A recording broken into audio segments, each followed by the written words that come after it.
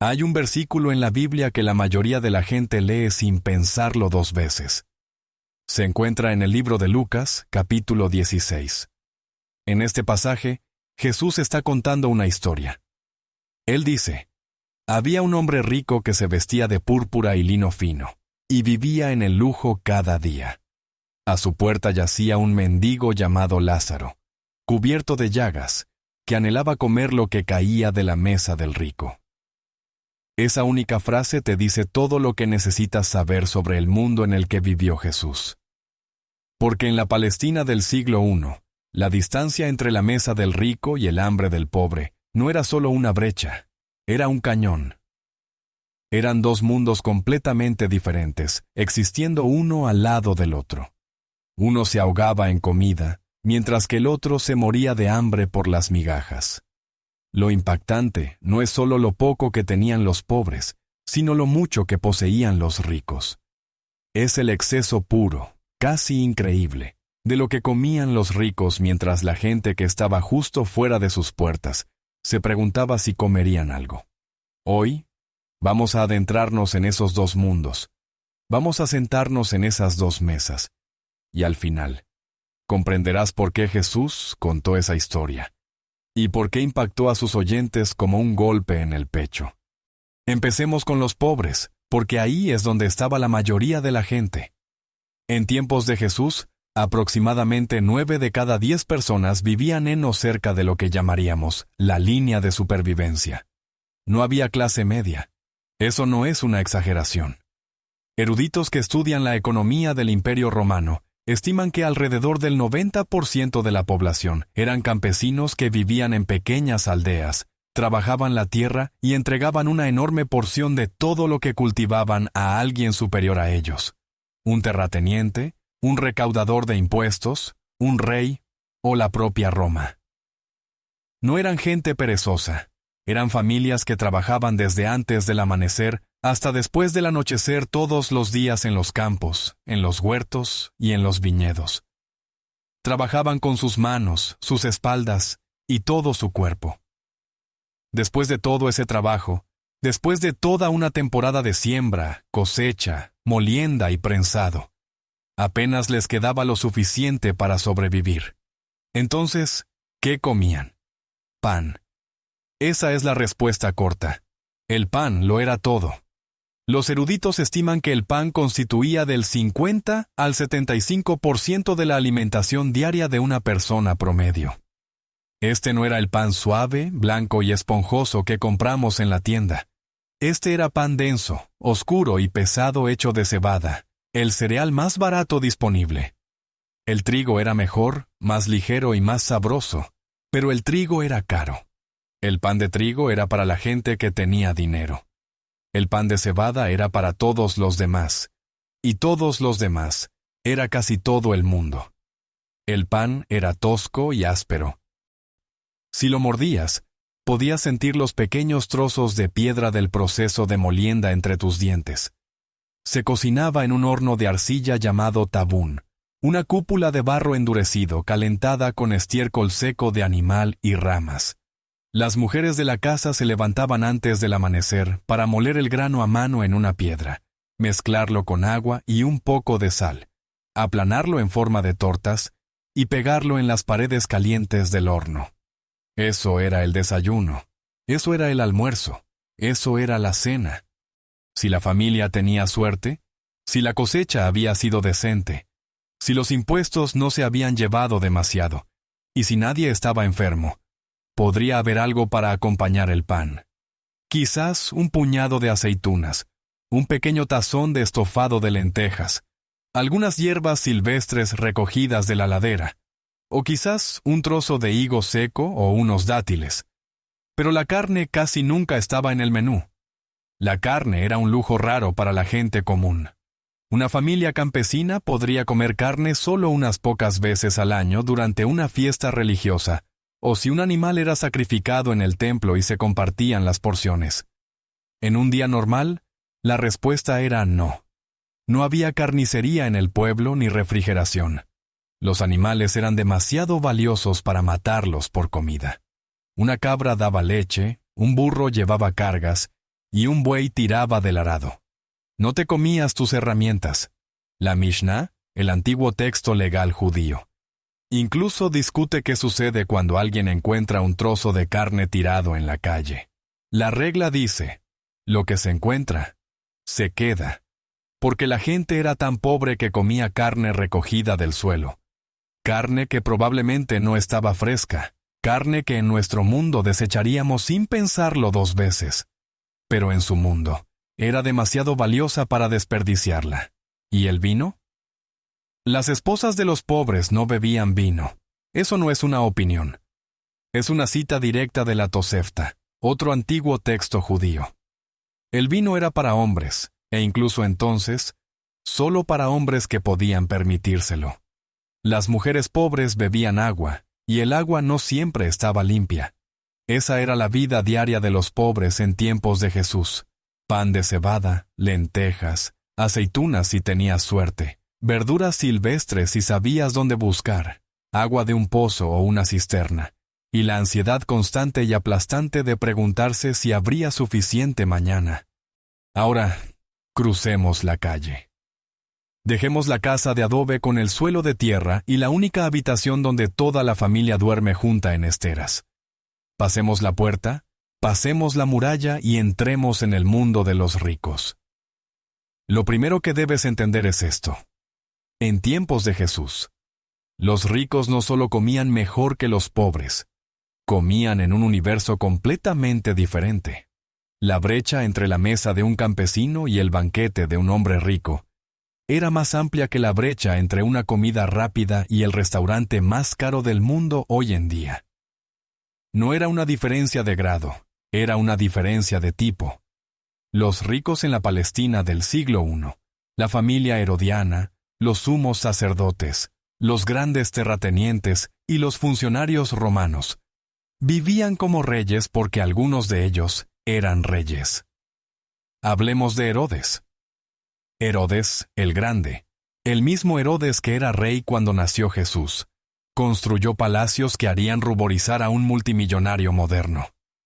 Su palacio en Jerusalén solo tenía 2 edificios principales, cada uno con sus propios salones de banquetes, baños y alojamientos para cientos de invitados. Los terrenos incluían arboledas, canales y estanques equipados con fuentes de bronce. El historiador Josefo, que realmente vio estos lugares, escribió que la variedad de piedras utilizadas en la construcción era inexpresable, lo que significa que literalmente no podía encontrar palabras lo suficientemente bellas para describirlas. Imagina la comida servida en esos salones de banquetes. Eres un invitado en la cena de un hombre rico en Jerusalén. Llegas por la noche y un sirviente te lava los pies. Otro sirviente te trae aceite perfumado para el cabello. Te llevan a un comedor, un triclinio, donde 3 grandes divanes están dispuestos en forma de U, alrededor de una mesa baja. No te sientas, te reclinas. Te recuestas sobre tu lado izquierdo, apoyado en cojines, y comes con la mano derecha. La mesa ya está cubierta con el primer plato, la gustatio, o aperitivos. Hay aceitunas, pero no las aceitunas pequeñas y arrugadas que comen los pobres. Estas son aceitunas gordas, verdes, cuidadosamente curadas de los mejores olivares. Hay huevos, huevos de codorniz, no solo huevos de gallina. Hay pequeños platos de queso de leche de oveja rociados con miel. Hay frutos secos, almendras, pistachos y nueces importadas de todo el imperio. Hay higos frescos, uvas, granadas, y dátiles dispuestos en bandejas de plata. Y esto es solo el principio, antes de que la comida haya comenzado. Cuando llega el plato principal, los 2 mundos se separan por completo. Mientras la familia pobre calle abajo come pan de cebada mojado en un caldo de lentejas aguado, la mesa de los ricos se carga con cordero asado, piernas enteras de cordero sazonadas con comino, cilantro y hierbas frescas del jardín. Hay pescado, no el pescado pequeño, seco y salado que podría comer una familia de pescadores, sino pescado fresco grande del mar de Galilea o importado de la costa, a la parrilla con aceite de oliva y eneldo. Hay cabrito asado y carne de res guisada.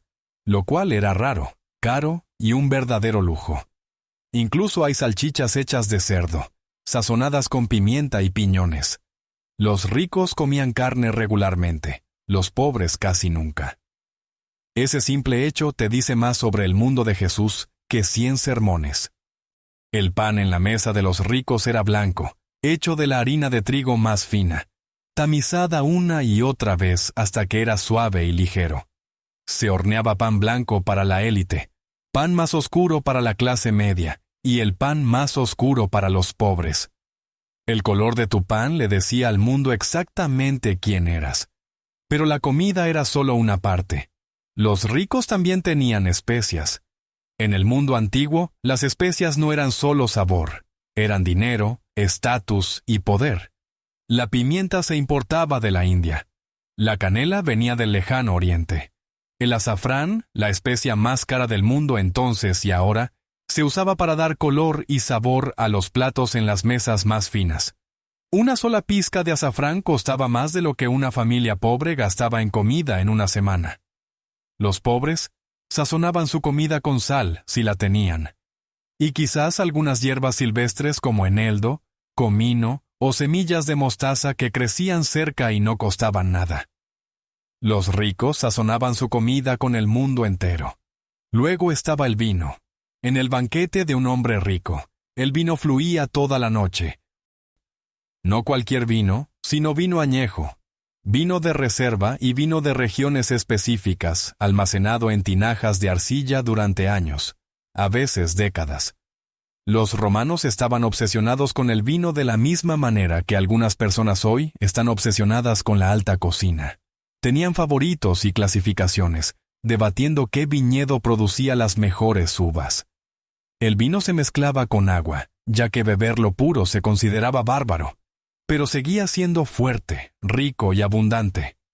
Un hombre romano rico podía beber 1 litro de vino en una sola noche, con copas de plata o incluso de oro que se rellenaban una y otra vez. Mientras tanto, calle abajo, la esposa del hombre pobre bebía agua de una jarra de barro y esperaba que no la enfermara. El detalle más impactante de todos no tiene que ver con la comida en sí, sino con cómo comían. Los pobres comían rápido. Comían de pie, en cuclillas en el suelo, o sentados en una piedra baja. Comían con las manos, rompiendo el pan y mojándolo en lo que hubiera en la olla. La comida duraba minutos. No había conversación sobre la comida, ni se demoraban en el postre, ni había un segundo plato. Comías porque necesitabas energía para seguir trabajando. Comías porque si no lo hacías, morirías, y luego volvías al trabajo. Los ricos, sin embargo, convirtieron el comer en una forma de arte. Una cena formal en una casa rica podía durar horas. Para la élite, una comida era un festín, un evento social y una declaración de riqueza y poder. Había múltiples platos y entretenimiento entre ellos. Músicos, poetas, acróbatas y bailarines. Había conversación, cuidadosamente guiada por un maestro de ceremonias que elegía los temas y se aseguraba de que nadie se emborrachara demasiado rápido. Después de la comida principal, había postre, fruta fresca, pasteles hechos con miel y nueces, y bizcochos dulces aromatizados con vino y canela. Después del postre venía la comisatio, la fiesta de la bebida. Le seguían más vino, más conversación y más entretenimiento. La noche se prolongaba, a veces hasta las primeras horas de la mañana. Un hombre pobre comía en 10 minutos y volvía al campo. Un hombre rico comía durante 5 horas y se acostaba en cojines de seda. Ahora, traigamos a Jesús a este cuadro, porque Jesús vivió en este mundo. Él vio ambas mesas. Él se sentó en ambas mesas. Nació en una familia pobre. José era un artesano, un tectón en griego, lo que significa algo así como un carpintero o un constructor. No eran indigentes, pero tampoco estaban cómodos. Cuando María y José llevaron al niño Jesús al templo para su dedicación, ofrecieron 2 tórtolas, que era la ofrenda prescrita para las familias que no podían permitirse un cordero. Eso te dice exactamente dónde estaban, Jesús creció comiendo pan de cebada, creció comiendo lentejas, aceitunas e higos secos. Sabía lo que era tener hambre, sabía lo que era depender de la cosecha, preocuparse por la lluvia y mirar el cielo y preguntarse. Y sin embargo, y esto es lo que incomodaba tanto a la gente, también comía con los ricos. Comió en casa de Simón el fariseo. Comió en casa de Zaqueo, el jefe de los recaudadores de impuestos, que era muy rico. Comió en casa de Lázaro, Marta y María en Betania, quienes parecen haber sido una familia de cierto estatus. Fue invitado a banquetes y se reclinó en mesas. Bebió vino y fue criticado por ello. Los líderes religiosos dijeron, «Miradlo, un glotón y un borracho, amigo de recaudadores de impuestos y pecadores». Pero Jesús estaba haciendo algo que nadie más en ese mundo haría. Estaba cruzando la línea. Se sentaba en la mesa del rico y luego salía por la puerta para sentarse con el mendigo. Comía pan fino de trigo en una casa y pan de cebada en la siguiente. Se negó a quedarse en un lado del cañón, y sus historias, sus parábolas, estaban diseñadas para hacer que la gente de ambos lados se viera. Piensa de nuevo en la parábola del hombre rico y Lázaro. El hombre rico está vestido de púrpura, el tinte más caro del mundo antiguo, hecho de miles de pequeños caracoles marinos. Viste lino fino, importado, suave y lujoso. Banquetea todos los días, no solo en ocasiones especiales, sino todos los días. Y a su puerta, no al otro lado de la ciudad, no en otro pueblo, sino justo ahí en su puerta, yace Lázaro, hambriento, enfermo y cubierto de llagas, anhelando comer lo que caía de la mesa del rico. ¿Qué caía de la mesa? Los restos, las migajas, los trozos de pan que el hombre rico usaba para limpiarse las manos. En ese mundo, el pan se usaba como servilleta. Arrancabas un trozo, te limpiabas la grasa de los dedos y lo tirabas al suelo. Lázaro habría estado agradecido por esos trozos de pan grasientos y desechados. El hombre rico ni siquiera lo ve. Ese es el punto de la historia. No es que el hombre rico sea cruel. Es que está ciego.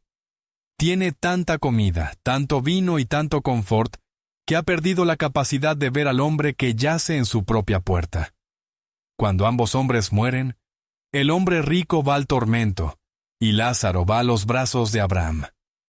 El hombre rico, desde su lugar de sufrimiento, levanta la vista y ve a Lázaro, y por primera vez en su vida, realmente lo ve. Pero ya es demasiado tarde. Hay otro momento en los evangelios, que se vuelve mucho más poderoso cuando entiendes la brecha alimentaria. La alimentación de los 5,000. Jesús está en un lugar remoto, y una gran multitud lo ha seguido. Tienen hambre. Los discípulos se acercan a Jesús y le dicen, «Despídelos para que vayan a comprar comida». Jesús dice, «Dadles vosotros de comer». Los discípulos están atónitos, dicen, «Eso costaría más de medio año de salario». Piensa en ese número, medio año de salario para una sola comida para una multitud. Así de cara era la comida para la gente común. Así de poco rendía el dinero de un hombre trabajador. ¿Y qué encuentran? 5 panes de cebada y 2 peces pequeños. Pan de cebada, no de trigo sino de cebada. El pan de los pobres, el pan que los ricos no tocarían, el pan que le decía al mundo que no tenías nada. Jesús toma ese pan, el pan más barato, oscuro y humilde de la tierra, y alimenta a todos, 5,000 hombres más mujeres y niños, y sobran 12 cestas. No usó pan de trigo ni harina fina, no usó el pan de los ricos, usó el pan de los pobres y lo hizo más que suficiente. Eso no es solo un milagro, es un mensaje. Hay una cosa más que quiero que veas, y sucede al final de la vida de Jesús. La última cena. Jesús reúne a sus discípulos en un aposento alto en Jerusalén. Es la noche antes de morir. ¿Y qué pone en la mesa? Pan y vino. No cordero asado en bandejas de plata, no especias importadas y pasteles de miel, y no el festín de un rey. Pan y vino. La comida más simple, el alimento más básico, el alimento que incluso la familia más pobre de Israel reconocería. Toma el pan, lo parte y dice: «Esto es mi cuerpo entregado por vosotros».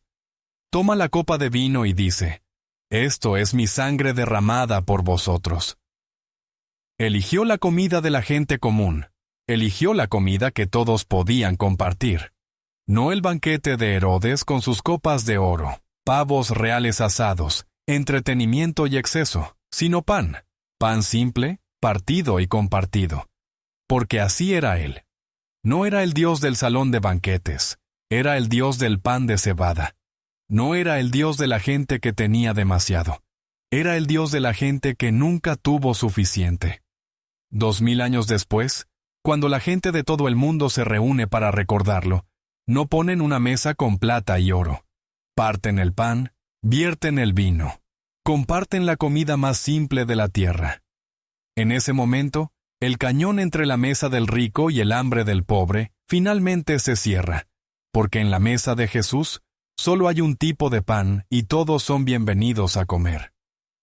Si esta historia cambió la forma en que ves la vasta división entre ricos y pobres en el mundo antiguo, por favor, dale me gusta a este video y suscríbete a nuestro canal. Estamos profundizando en la historia y las verdades que a menudo han sido pasadas por alto. Ayúdanos a hacer crecer esta comunidad, compartiendo este mensaje. Cultivemos una comprensión más profunda del pasado, para navegar mejor nuestro futuro. El próximo capítulo de la historia está esperando ser descubierto, y te veremos en el próximo video.